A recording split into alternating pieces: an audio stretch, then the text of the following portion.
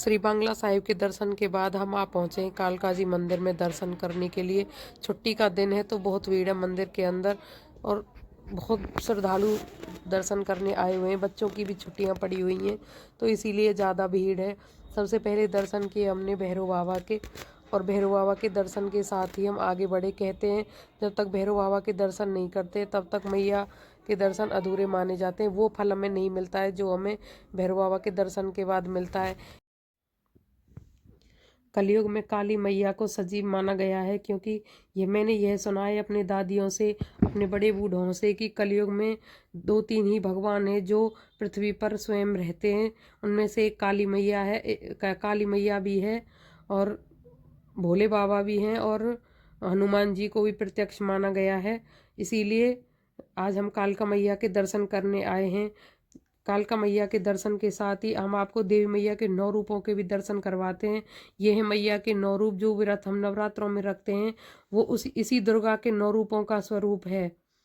तो आप भी मैया के दर्शन कर लीजिए और अपनी मनोकामना मैया के सामने रखिए, वो आपकी ज़रूर पूरी होगी। मैंने भी एक मनोकामना मांगी थी जो पूरी हो गई है, तो इसीलिए मैं आज कालका जी मंदिर में आई हूँ मैया के दर्शन करने के लिए।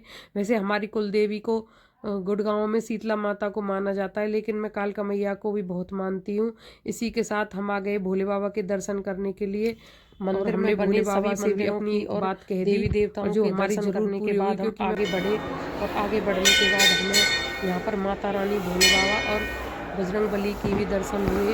इनके दर्शन करने के बाद हम आगे बढ़े और मंदिर की ओर चल दिए।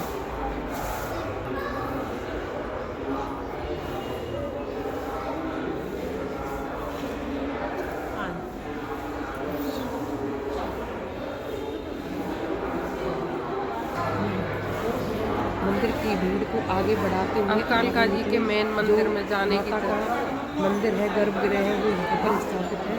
और इसी के साथ साथ हम लाइन में बढ़ते हुए आगे कालका जी के मेन मंदिर में नहीं जा सकते, बहुत लंबी लाइन है जिसे पार करके हमें यहाँ आना है। देखो यहाँ पर माता रानी के जयकारे लगाते हुए सभी लोग आगे बढ़ रहे हैं। आप भी बोलो जय कालका मैया की। भीड़ है, आप भी देख सकते हो कि कितनी भीड़ है यहाँ पर। माता रानी की कितनी मान्यता है। माता रानी से अगर कुछ मांगो तो वो जरूर पूरी होती है। आप भी आकर जरूर देखिए माता रानी के चरणों में, आपकी आशा भी जरूर पूरी होगी। यहाँ इसी लाइन से हमें आगे आना है। ये बहुत लंबी लाइन है, आगे हमें बहुत पीछे तक जाना है। और इसी के साथ साथ हम आगे बढ़ जाते हैं और ये माता रानी के जयकारे बोलते हुए हम आगे बढ़ ही रहे थे। जैसे ही हमें मंदिर देखा और मन में एक तसल्ली हुई कि आखिर हम माता के दरबार में पहुंच ही गए। जय कालका मैया की। और ऐसे जयकारे लगाते हुए हम आगे बढ़ ही रहे हैं। लोग अपनी इच्छानुसार माता पर चढ़ावा चढ़ा रहे हैं। जो जैसी श्रद्धा रखता है वो वैसा ही चढ़ावा लेकर आता है। हमने भी माता के लिए गुलाब का फूल और प्रसाद ले लिया है और माता के दरबार में आगे बढ़ाते हुए गर्भगृह में आ पहुंचे हैं। गर्भगृह में दर्शन करने के बाद हम आ निकले हैं बाहर, क्योंकि बाहर लोगों की अपनी श्रद्धा के अनुसार यहाँ पर जो जैसे बोलता है उसी के अनुसार यहाँ पर हवन करवा रहे हैं। यहाँ पर अपने बच्चों का मुंडन करवाते हैं, नज़र उतरवाते हैं। इसी के साथ साथ हम माता के दर्शन करने के बाद बहुत ज़ोरों की भूख लगी थी, तो हमने भी आकर छोले भटूरे ले लिए हैं और अपने छोले भटूरों को निपटा कर हम बैठ लिए बल्लभगढ़ के लिए मेट्रो स्टेशन में।